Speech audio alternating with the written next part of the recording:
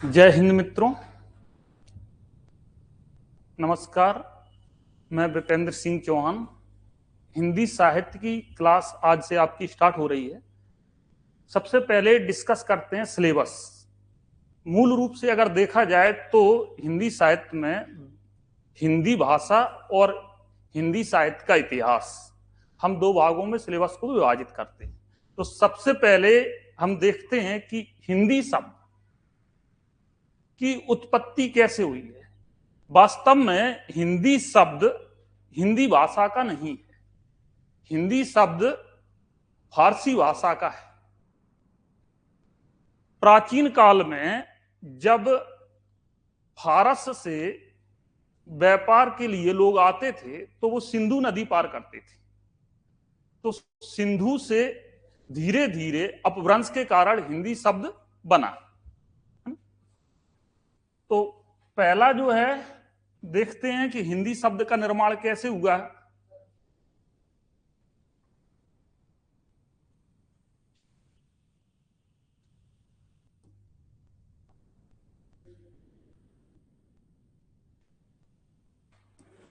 सिंधु सिंधु नदी पार करते थे तो यहां के निवासियों को वो कहते थे,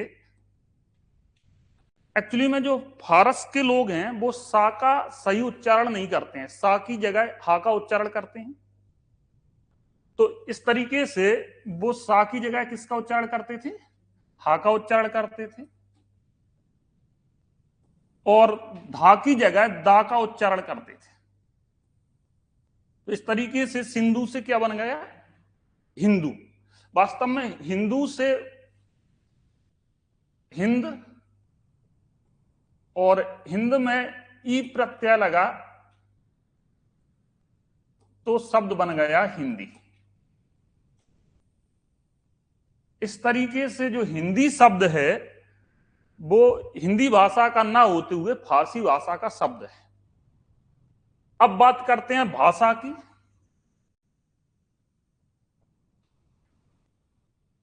हिंदी भाषा, तो जो भाषा शब्द है,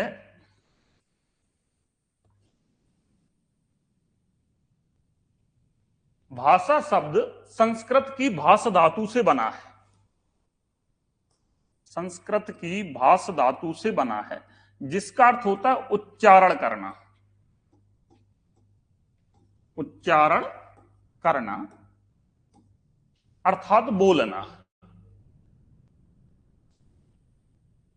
विश्व में लगभग 3000 भाषाएं बोली जाती हैं, जिनमें हिंदी सर्वाधिक लोगों द्वारा बोली जाने वाली भाषाओं में से एक है ना?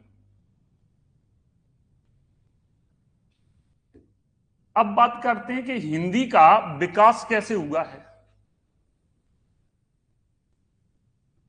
तो वैदिक काल में लोग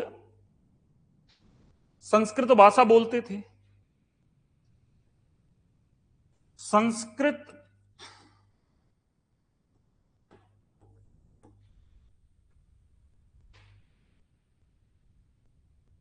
से पाली भाषा का विकास हुआ। पाली से प्राकृत भाषा का विकास हुआ। प्राकृत से अपभ्रंश का विकास हुआ। उत्तरकालीन अपभ्रंश को अवहट्ट कहा गया, और इस उत्तरकालीन अपभ्रंश से ही हिंदी का विकास हुआ।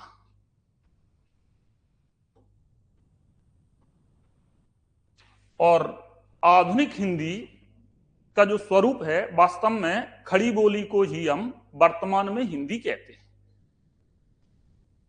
तो जो, चूंकि हम सब लोग आर्य हैं और आर्यों की भाषा थी संस्कृत, वैदिक काल में संस्कृत के दो रूप देखने को मिलते हैं। एक वैदिक संस्कृत,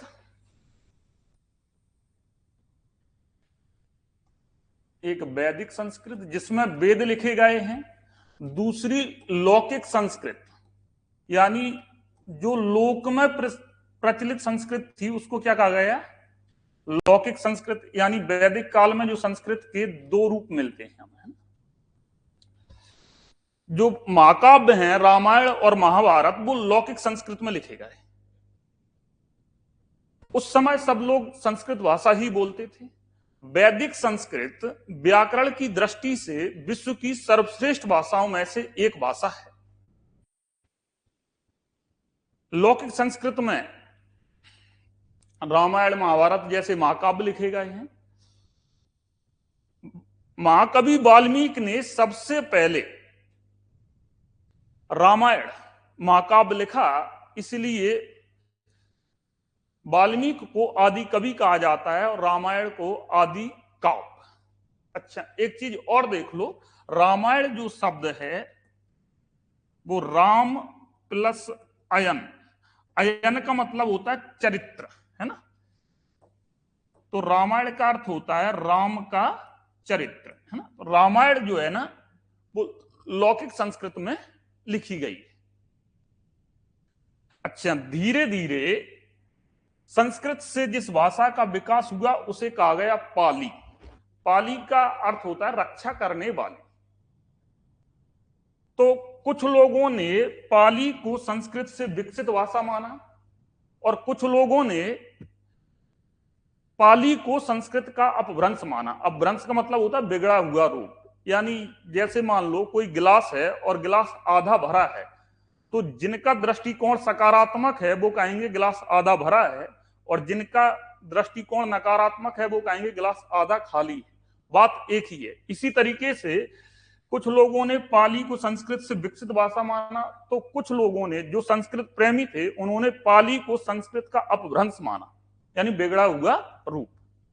महात्मा बुद्ध ने पाली को व्याकरण सम्मत बनाया और बौद्ध धर्म ग्रंथ पाली भाषा में लिखे गए। पाली से जिस भाषा का विकास हुआ उसे प्राकृत कहा गया। आचार्य महावीर स्वामी ने प्राकृत को व्याकरण सम्मत बनाया और जैन धर्म ग्रंथ प्राकृत भाषा में लिखे गए। प्राकृत से जिस भाषा का विकास हुआ उसे कहा गया अपभ्रंश। एक कवि हुए हैं स्वयंभू।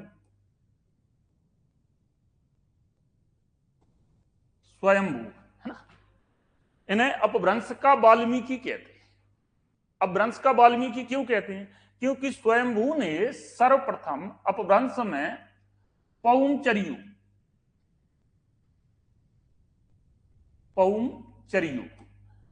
इसे परम चरित्र, एक जैनी रामायण है, यानी रामचरितमानस को इन्होंने किस भाषा में अनुवाद किया? एक तरीके से अपभ्रंश में। इसलिए स्वयंभू को अपभ्रंश का वाल्मीकि कहा जाता है।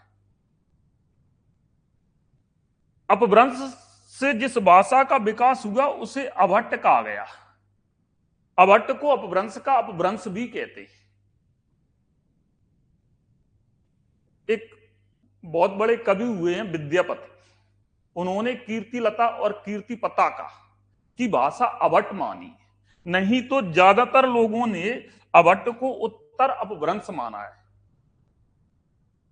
अब उनकी रचना जो है ना कीर्तिलता, वो इतनी अधिक लोकप्रिय हुई और उसका इतना अधिक महत्व है कि एक अभट्ट भाषा माना गया, क्योंकि उन्होंने स्वयं कहा है कि इसकी भाषा अभट्ट है ना।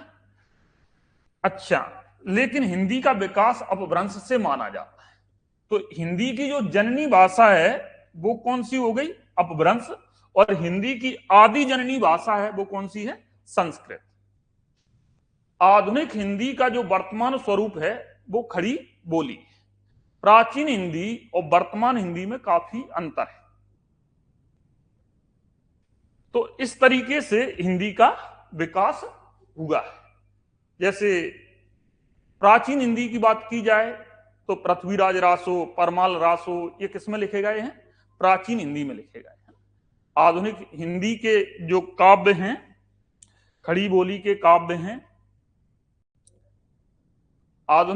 1850 ईस्वी से भारतेंदु युग के बाद जो साहित्य लिखा गया है वो आधुनिक साहित्य कहलाता है।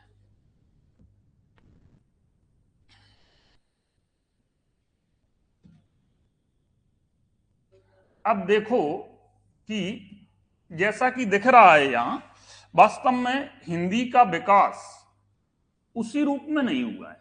किसी भी भाषा का विकास परिवार की तरह होता है। और परिवार का विकास कैसे होता है? परिवार का विकास होता है ट्री स्ट्रक्चर के अनुरूप। किसके अनुरूप? ट्री स्ट्रक्चर, है ना। जैसे मान लो ये हमारे दादाजी हैं, इनके दो पुत्र हुए, है ना, इनके भी दो पुत्र हुए, मान लो इनके तीन पुत्र हुए, है ना, इनके दो पुत्र हुए, इनकी शादी नहीं हुई, है ना, इनके दो पुत्र हुए, इनका एक पुत्र हुआ, इनके फिर दो पुत्र हुए। तो इस तरीके से परिवार का विकास होता है, इसे कहते हैं ट्री स्ट्रक्चर। यदि हम इसको माने संस्कृत, क्या माने? संस्कृत, है ना, तो इससे जो विकसित भाषा है वो क्या कहलाएगी? पाली। और पाली से विकसित भाषा क्या कहलाएगी? प्राकृत। और प्राकृत से विकसित भाषा क्या कहलाएगी? अपभ्रंश। और अपभ्रंश से विकसित भाषा क्या कहलाएगी? हिंदी। तो हिंदी की जननी भाषा क्या हो गई? अपभ्रंश। और हिंदी की आदि जननी क्या हो गई? संस्कृत। अब क्या है कि अपभ्रंश के कई भेद हैं जिनसे हिंदी के भिन्न भिन्न उपभाषाएं निकली हैं, जैसे ब्रज है, अवधी है ना। देखते हैं, अगर इसको हम समझें,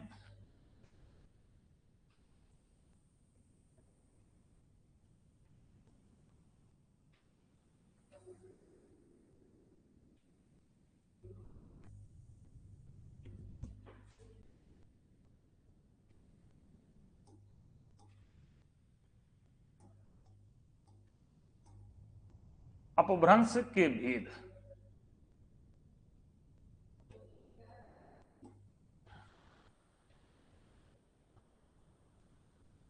और आधुनिक भारतीय आर्य भाषा,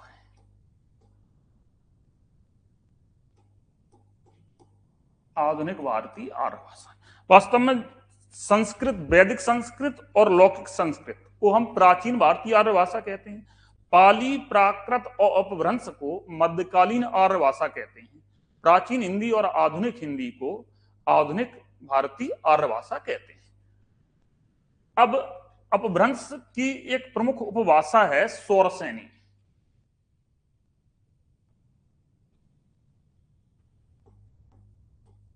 सौरसेनी। और सौरसेनी से हिंदी की तीन उपभाषाएं निकली।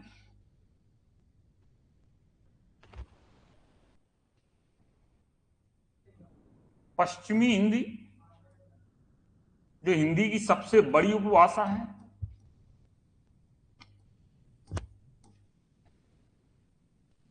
राजस्थानी,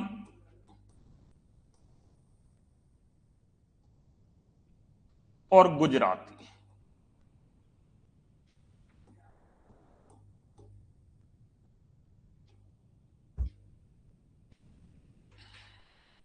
अपभ्रंश का जो दूसरा भेद है वो है अर्धमागधी। अर्धमागधी।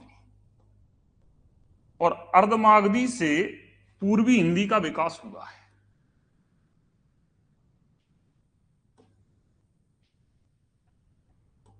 यानी पूर्वी हिंदी का विकास किससे हुआ है? अर्धमागधी से। अपभ्रंश की जो तीसरा भेद है वो है मागधी।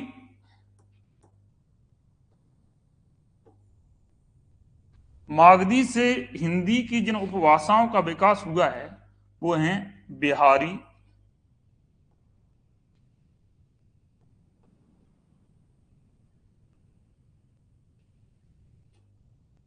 बांग्ला,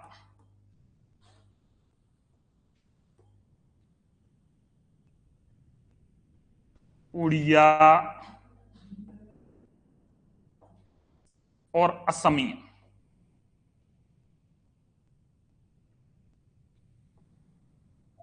असमिया है ना, असम की जो है ना। तो यदि हम शौरसेनी को अपभ्रंश का पुत्र माने तो इसके कितने पुत्र हुए? 3। पश्चिमी हिंदी, राजस्थानी, गुजराती। अर्धमागधी से किसका विकास हुआ है? पूर्वी हिंदी का। जैसे अवधि है ना, अवधि पूर्वी हिंदी के अंतर्गत आती है। तो क्वेश्चन बनता है कि अवधि का विकास हिंदी की किस उपभाषा से हुआ है? तो किससे हुआ है? पूर्वी हिंदी से। अगर आपसे पूछा जाए कि अवधि का विकास अपभ्रंश के किस भेद से हुआ है, तो किस भेद से हुआ है? अर्धमागधी से। अच्छा, इसके आगे चौथा देखो।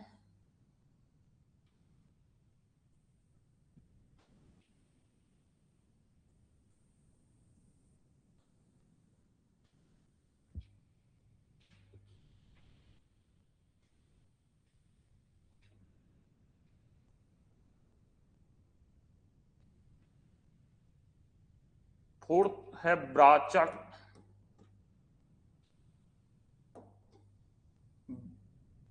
नो, ब्राचड़ है ना। फोर्थ है ब्राचड़। अच्छा, ब्राचड़ से देखा जाए तो एक पैसाची का विकास हुआ। पैसाची जो आगे चलकर क्या हो गई? पंजाबी, है ना। पैसाची से किसका विकास हुआ? पंजाबी का। और सिंधी का विकास हुआ है।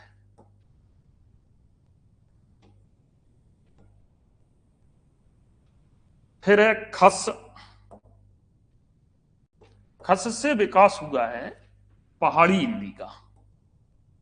खस से किसका विकास हुआ है? पहाड़ी हिंदी का।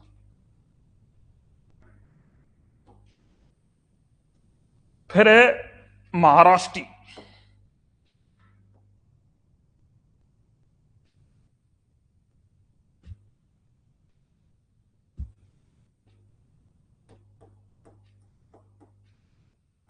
और महाराष्ट्री से विकास हुआ है मराठी का। तो इस तरीके से अपभ्रंश की जो उपभाषाएं थी उनसे हिंदी की उपभाषाओं का विकास हुआ है। अच्छा, अब हिंदी की जो उपभाषाएं हैं उनकी बोलियां हैं, है ना। अब हिंदी की प्रमुख रूप से दो उपभाषाएं हैं, पश्चिमी हिंदी और पूर्वी हिंदी, है ना। तो देखते हैं हिंदी की उपभाषाएं और उनकी बोलियां।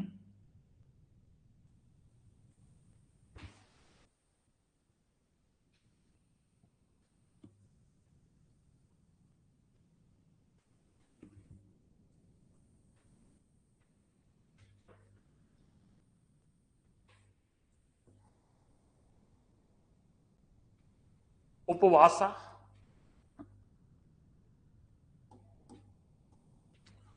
बोलियां,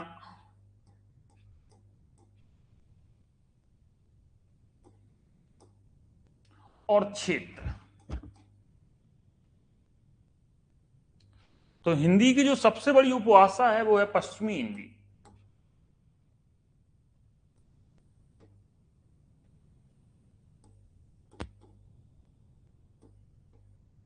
पश्चिमी हिंदी।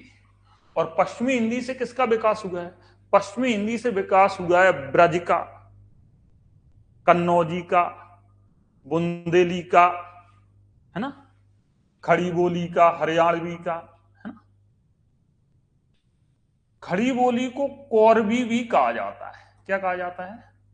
कौरवी, है ना। और इसको क्या कहते हैं? खड़ी बोली। ठीक है। अब बात अगर करें क्षेत्र की, तो इसका जो मुख्य क्षेत्र है ना वो है एनसीआर, यानी नेशनल कैपिटल रीजन, राष्ट्रीय राजधानी क्षेत्र, है ना। और इसका जो केंद्र है वो है मेरठ। खड़ी बोली का केंद्र क्या है? मेरठ है। ठीक है। और ये जो क्षेत्र है ना वो राष्ट्रीय राजधानी क्षेत्र यानी नेशनल कैपिटल रीजन। दूसरी है बांगरू,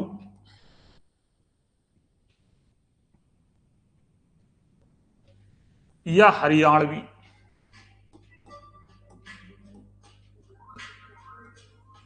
बांगरू या हरियाणवी है ना, और इसका जो क्षेत्र है वो क्या है, हरियाणा।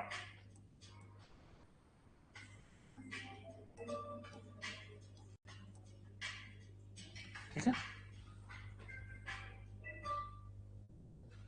तीसरी जो जिसमें सब सर्वाधिक काव्य लिखा गया है वो है ब्रजभाषा। कौन सी है, ब्रजभाषा। यानी ब्रजभाषा का विकास किससे हुआ है, पश्चिमी हिंदी से। ब्रजभाषा है ना।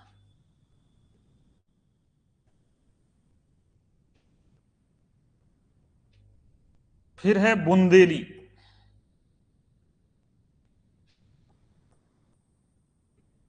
और कन्नौजी।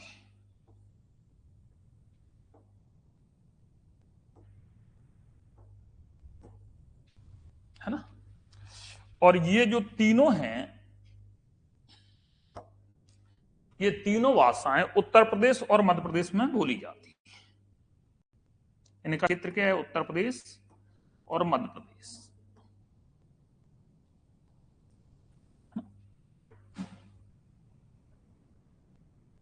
तो अब क्वेश्चन ऐसे भी बन जाता है कि कौरवी का विकास हिंदी की किस उपभाषा से हुआ है, या कौरवी हिंदी की किस उपभाषा के अंतर्गत रखी गई है। तो कौरवी किसके अंतर्गत रखी गई है, पश्चिमी हिंदी के अंतर्गत। तुमसे यह भी पूछ सकते हैं कि खड़ी बोली का विकास अपभ्रंश के किस भेद से हुआ है। तो किससे हुआ है, शौरसेनी से। क्योंकि खड़ी बोली पश्चिमी हिंदी के अंतर्गत रखी गई है, पश्चिमी हिंदी का विकास किससे हुआ है, शौरसेनी से। यानी पिताजी का नाम ना पूछते हुए दादाजी का नाम पूछ लिया, है ना। अच्छा, अब देखो आगे।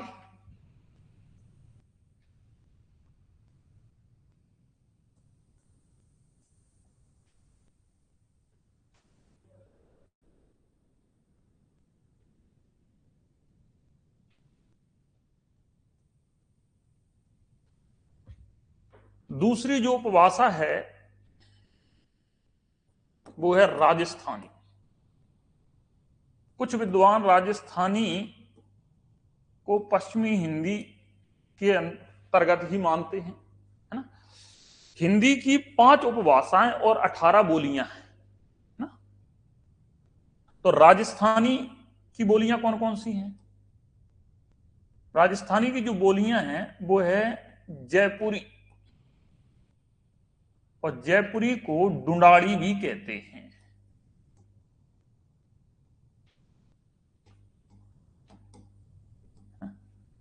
जयपुरी को क्या कहते हैं, डुंडाड़ी। अच्छा, और ये कहां बोली जाती है, इसका जो क्षेत्र है वो है पूर्वी राजस्थान। क्या क्षेत्र है, पूर्वी राजस्थान, है ना। दूसरी है मारवाड़ी, मारवाड़ी है ना। और इसका जो क्षेत्र है वो है पश्चिमी राजस्थान।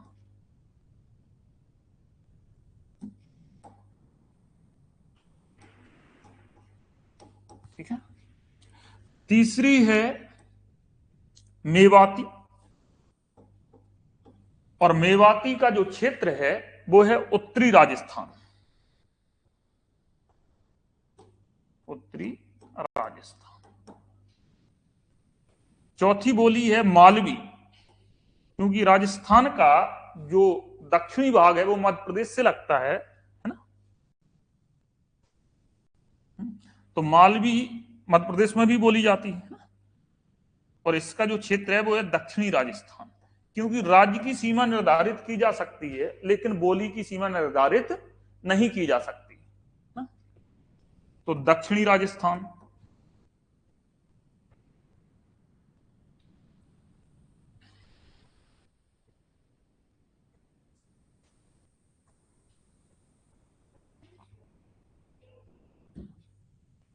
अब बात करते हैं पूर्वी हिंदी की।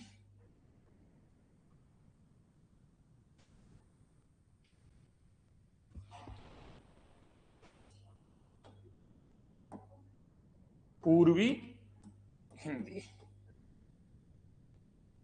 पूर्वी हिंदी के अंतर्गत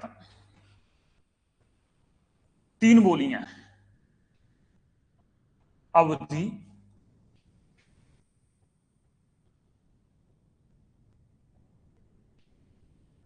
बघेली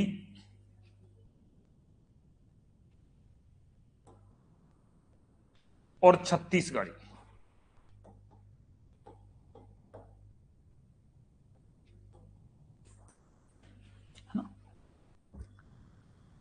एक बार पूछा गया था कि अवधी का विकास हिंदी के किस उपभाषा से हुआ है, तो किससे हुआ है? पूर्वी हिंदी से। यह भी पूछ सकते हैं कि अवधी का विकास अपभ्रंश के किस भेद से हुआ है, तो किससे हुआ है? अर्धमागधी से, है ना। क्षेत्र अगर देखा जाए तो ये उत्तर प्रदेश, मध्य प्रदेश और छग यानी छत्तीसगढ़।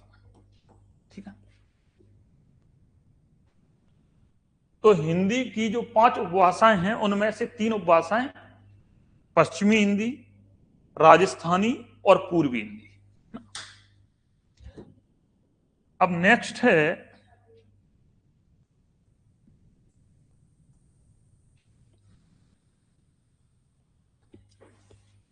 बिहारी हिंदी, है ना। बिहारी,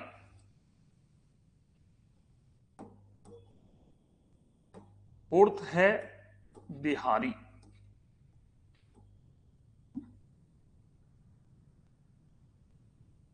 बिहारी के अंतर्गत जो बोलियां आती हैं वो है भोजपुरी, सर्वाधिक लोगों द्वारा बोली जाने वाली बोली, मगही और मैथिली।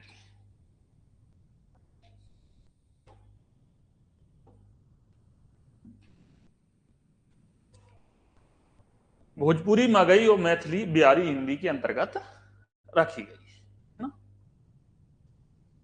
नेक्स्ट है पहाड़ी हिंदी,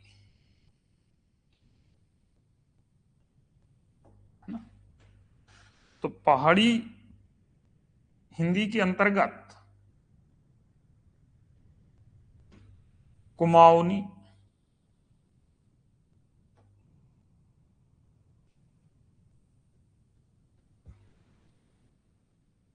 गढ़वाली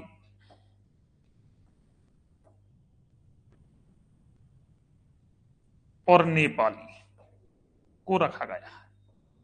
तो इस तरीके से हिंदी की 5 उपभाषाएं और 18 बोलियां हो गई। इसका जो क्षेत्र है बिहार और उत्तर प्रदेश है ना, क्योंकि सीमावर्ती क्षेत्र है।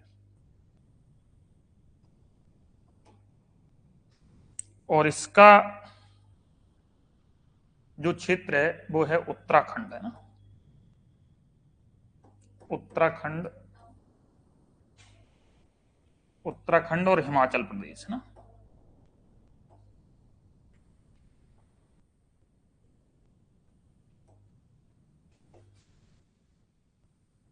ठीक है। तो इस तरीके से हिंदी की 5 उपभाषाएं और 18 बोलियां हैं, है ना। और हमें यह भी देखना है कि हिंदी की किस उपभाषा का विकास अपभ्रंश के किस भेद से हुआ है। अब बात करते हैं हिंदी साहित्य की, है ना।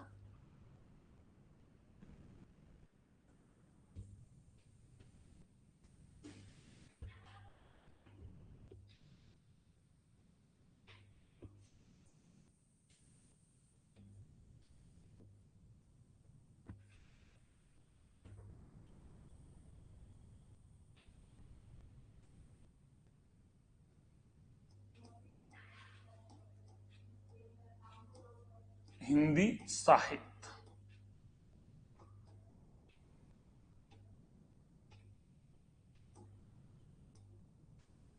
अगर हम हिंदी साहित्य को वर्गीकृत करें यानी विभाजित करें तो 3 भागों में विभाजित किया जाता है। आदिकाल,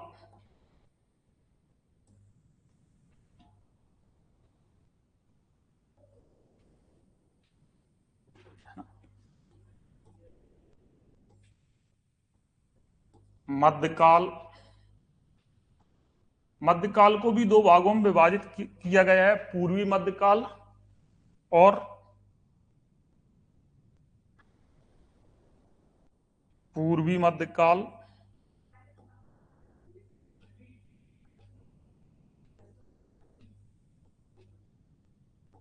और उत्तरी मध्यकाल, है ना।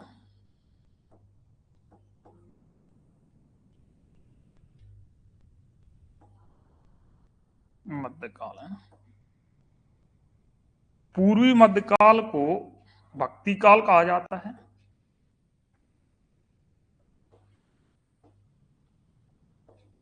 और उत्तरी मध्यकाल को रीति काल कहा जाता है।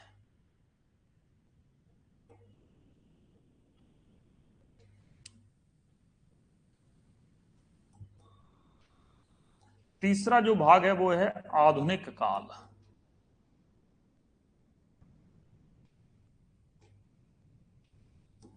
है ना। आदिकाल का जो समय है अलग अलग विद्वानों ने अलग अलग माना है ना। तो ये अगर देखा जाए तो 650 ईस्वी से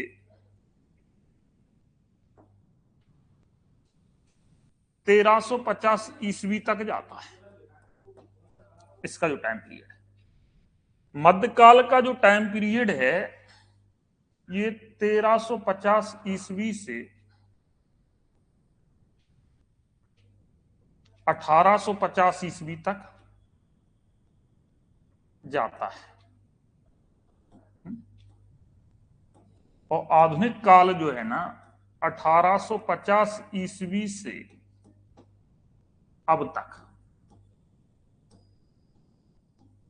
इस तरीके से हिंदी साहित्य का काल विभाजन किया गया है।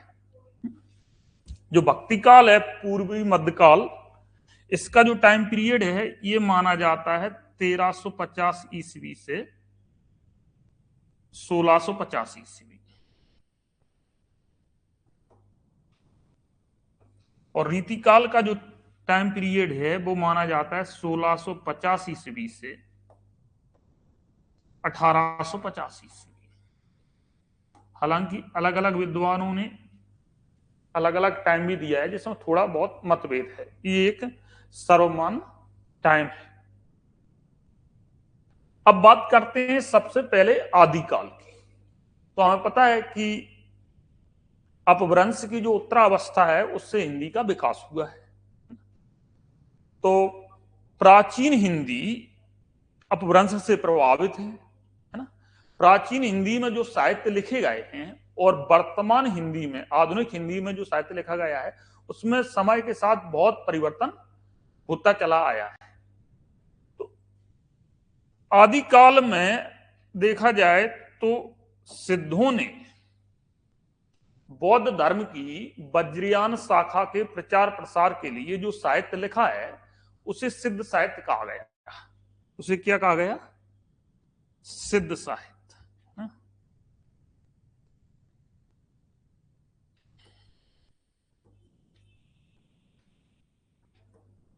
सिद्ध तंत्र मंत्र और साधना में विश्वास रखते थे, इसलिए इन्हें सिद्ध कहा गया है। सिद्धों की संख्या 84 मानी गई है और सिद्ध साहित्य के जो प्रवर्तक हैं वो सराफा है। इसके बाद नाथों ने शैव धर्म के प्रचार प्रसार के लिए जो साहित्य लिखा गया उसे नाथ साहित्य कहा गया है। नाथों की संख्या 9 मानी गई है और नाथ साहित्य के जो प्रवर्तक हैं वो गोरखनाथ जी हैं। तो इसके बाद जो आदिकाल में हम पढ़ते हैं वो क्या है? नाथ साहित्य।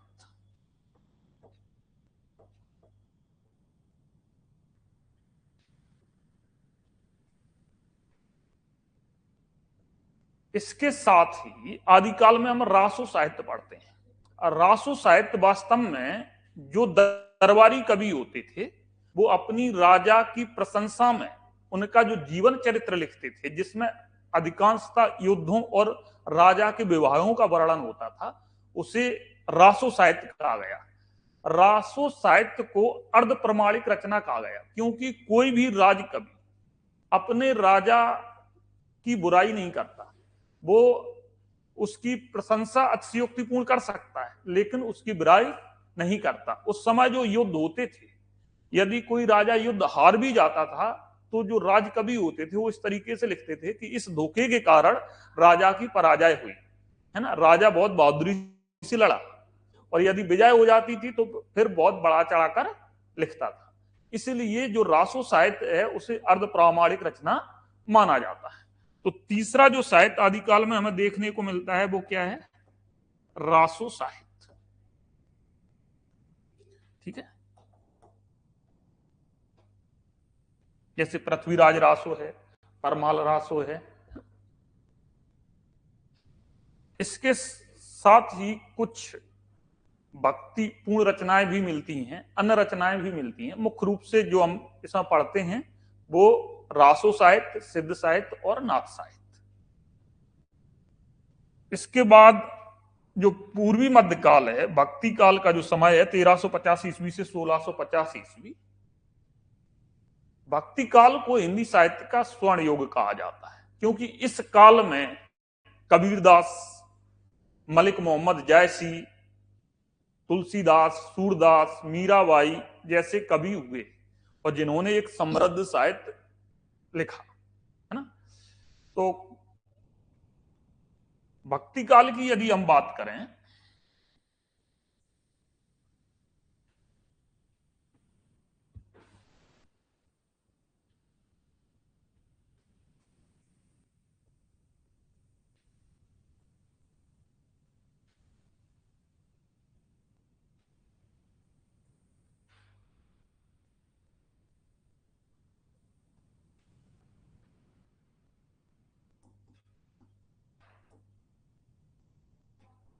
भक्ति काल, जिसका टाइम पीरियड 1350 ईस्वी से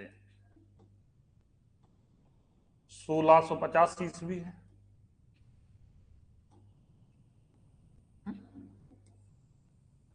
तो भक्ति जो युग है इससे निर्गुण भक्ति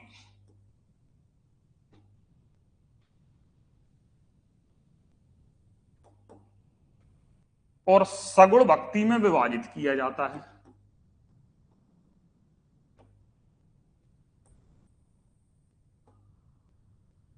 निर्गुण भक्ति और सगुण भक्ति में विभाजित किया जाता है। निर्गुण भक्ति की दो शाखाएं हैं, एक है ज्ञानाश्रयी शाखा,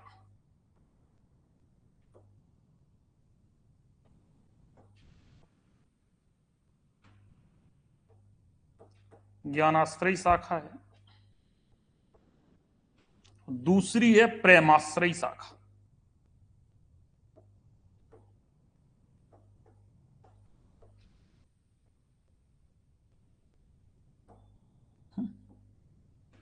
ज्ञानाश्रयी शाखा के जो प्रवर्तक कवि हैं कबीरदास जी हैं, और प्रेमाश्रयी शाखा के प्रवर्तक कवि मलिक मोहम्मद जायसी हैं, जिन्होंने पद्मावत लिखा है। पद्मावत हिंदी में लिखा गया सबसे बड़ा महाकाव्य है। तो इसके ज्ञानाश्रयी शाखा के प्रवर्तक कौन है? कबीरदास जी, कबीरदास हैं, और प्रेमाश्रयी के मलिक मोहम्मद जायसी, मलिक मोहम्मद जायसी है, ठीक है ना, जायसी, ठीक है। इसी तरीके से सगुण भक्ति को भी हम दो भागों में विभाजित करते हैं, यानी इसकी भी दो शाखा हैं। एक है कृष्णाश्रयी शाखा,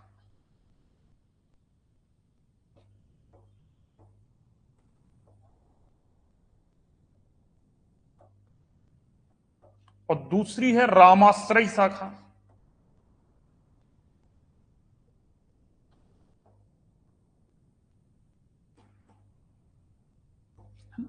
कृष्णाश्रयी शाखा के जो प्रवर्तक हैं, प्रवर्तक कवि हैं, वो सूरदास जी हैं, और रामाश्रयी शाखा के जो प्रवर्तक कवि हैं तुलसीदास जी हैं।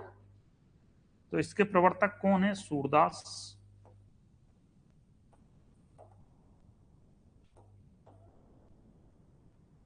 और रामाश्रयी शाखा के प्रवर्तक कवि हैं तुलसीदास जी।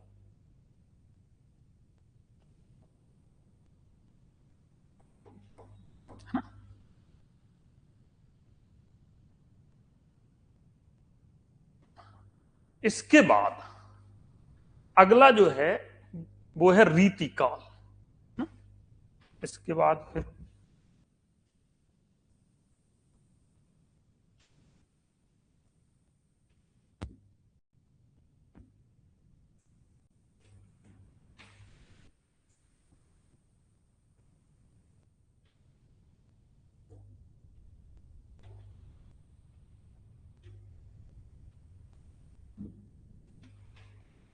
रीतिकाल।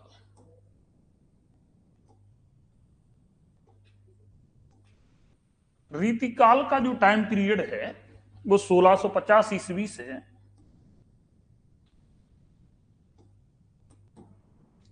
1850 ईस्वी है। अच्छा, इस काल के जो प्रमुख कवि हुए वो हैं आचार्य केशवदास,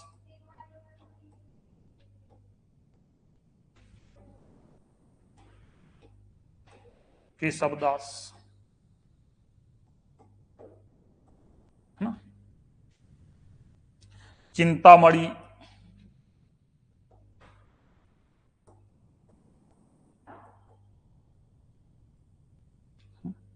आचार्य देव,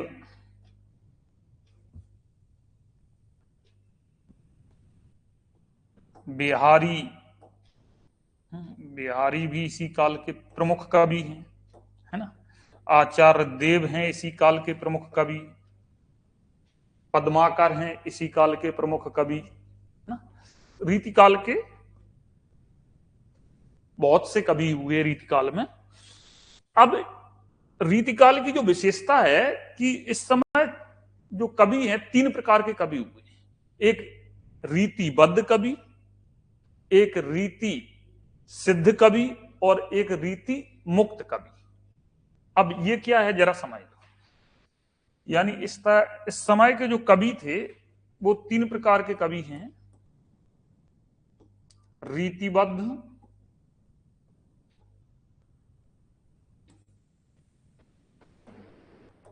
इन्होंने जो साहित्य लिखा है रीतिबद्ध साहित्य कहलाता है। रीति सिद्ध और रीति मुक्त। तो जिन कवियों ने रीति निरूपण परंपरा का अक्षरशः पालन किया है वो रीतिबद्ध कवि कहलाए। जैसे आचार्य केशवदास हैं, है ना, चिंतामणि हैं। और जिन कवियों ने रीति परंपरा का ज्ञान होते हुए भी, यानी उन्हें रीति परंपरा का पूर्ण ज्ञान था लेकिन उन्होंने उसका ज्ञान होते हुए भी स्वच्छंद रूप से रचनाएं लिखी हैं, उन्हें रीति सिद्ध कवि कहा गया। यानी ऐसा माना गया कि इन्हें रीति परंपरा को इन्होंने पचा रखा हो। एक उदाहरण से समझते हैं। जैसे क्रिकेट मैच में कुछ जो बल्लेबाज हैं वो टेक्निक के अनुसार ही शॉट खेलते हैं। जैसे राहुल द्रविड़ हैं तो वो टेक्निक को फॉलो करते हैं। अच्छा, कुछ बल्लेबाज जो टेक्निक में पूर्ण होते हैं लेकिन उसके बाद फिर वो अपने नए नए शॉट ईजाद करते हैं। जैसे एबी डिविलियर्स था, उसे सभी शॉट पता थे लेकिन उसने कुछ नए शॉट ईजाद किए, है ना। तो ऐसे कवि रीति सिद्ध कवि कहते। और कुछ जो होते हैं वो स्वतंत्र रूप से खेलते हैं। तो जिन कवियों ने स्वतंत्र रूप से मौलिक रचनाएं लिखी यानी रीति परंपरा का पालन नहीं किया उन्हें रीति मुक्त कवि कहा गया, है ना। जिसमें मुख्य है घनानंद, है ना, ठाकुर, घनानंद, आलम, बोधा, दोईदेव, ये रीति मुक्त कवि, है ना, जिन्होंने रीति परंपरा का पालन नहीं किया।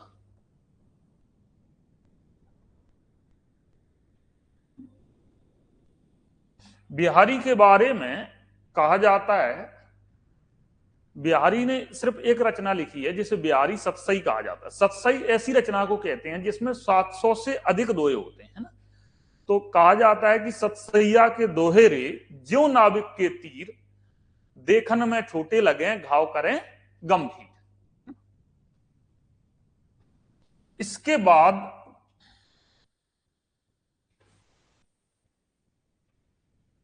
बात करते हैं आधुनिक काल की।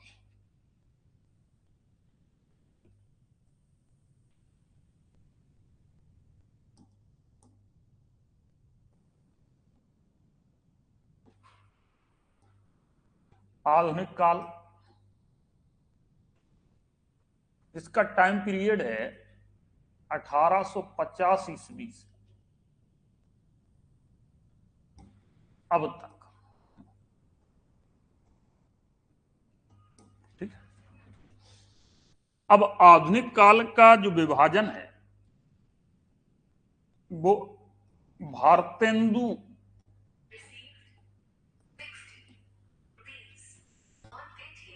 युग है ना। भारतेंदु हरिश्चंद्र का जन्म 1850 ईस्वी में हुआ और 1885 ईस्वी में इनकी मृत्यु हो गई।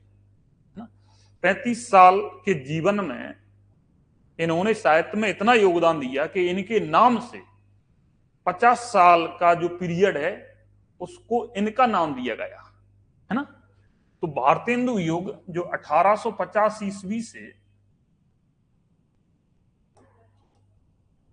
1900 ईस्वी, ये टाइम पीरियड है ना। इन्हें आधुनिक हिंदी पुनर्जागरण का अग्रदूत माना जाता है। इन्होंने सर्वप्रथम खड़ी बोली में नाटकों का अनुवाद किया। तो इन्होंने जो बांग्ला से, संस्कृत से और अन्य भाषाओं से नाटकों का अनुवाद किया, तो उन नाटकों को कहा गया अनुदित नाटक। क्या कहा गया? अनुदित। जब भी हम भारतेंदु हरिश्चंद्र के नाटक पढ़ते हैं तो दो प्रकार के नाटक मिलते हैं, अनुदित नाटक यानी जिनका अनुवाद किया गया है, दूसरे मौलिक नाटक है ना, यानी जो इन्होंने स्वयं लिखे। वो कैसे नाटक हैं? मौलिक नाटक है ना। अच्छा, भारतेंदु युग में उपन्यास, गद्य की कई विधाओं का जन्म हुआ और खड़ी बोली में साहित्य लिखना इन्होंने आरंभ किया। यानी खड़ी बोली में अगर देखा जाए तो साहित्य भारतेंदु युग से लिखना आरंभ हुआ। इससे पहले जो साहित्य है वो ब्रज और अवधि में लिखा जा रहा था।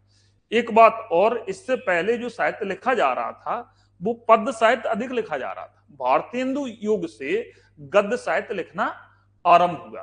अगर देखो जैसे रामायण है, महाभारत है, पद्मावत है ना, सूरदास जी के पद हैं, मीराबाई के पद हैं, ये सभी पद्य साहित्य है।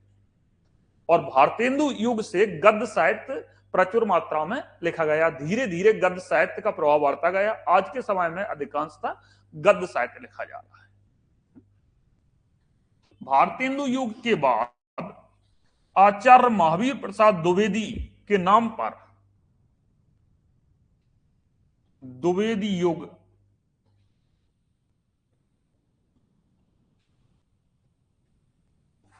जिसका टाइम पीरियड है 1900 ईस्वी से 1918 ईस्वी।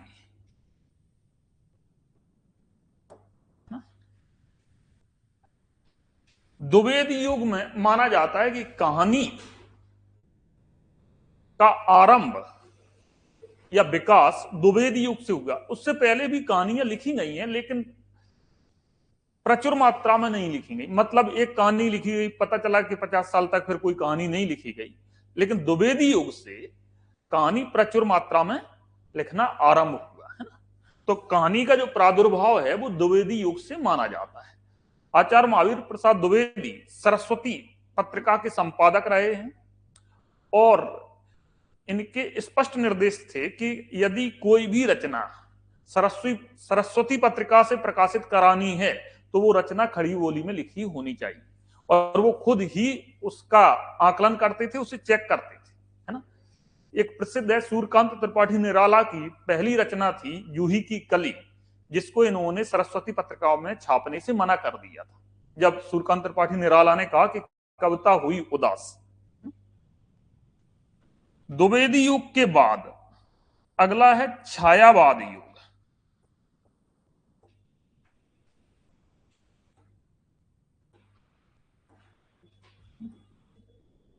उन्नीस सौ 18 से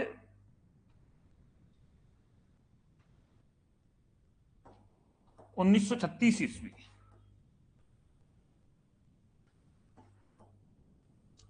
जयशंकर प्रसाद, सूर्यकांत त्रिपाठी निराला, सुमित्रानंदन पंत और महादेवी वर्मा का युग है ना। छायावाद युग का हिंदी साहित्य में बहुत महत्वपूर्ण स्थान है।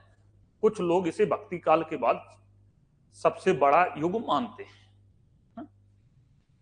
फिर है छायावादोत्तर युग, है ना, जिसे प्रगतिवाद कहते हैं। क्या कहते हैं? प्रगतिवाद। और इसका जो टाइम पीरियड है 1936 से 1943 ईस्वी है। और फिर है प्रयोगवाद।